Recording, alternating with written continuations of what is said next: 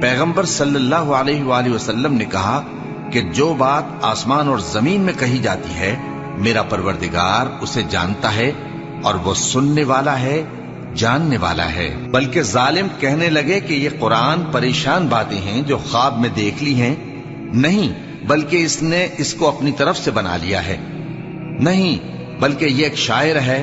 تو جیسے پہلے پیغمبر نشانیاں دے کر بھیجے گئے تھے اسی طرح یہ بھی ہمارے پاس کوئی نشانی لائے۔ ان سے پہلے جن بستیوں کو ہم نے ہلاک کیا وہ ایمان نہیں لاتی تھیں، تو کیا یہ ایمان لے آئیں گے؟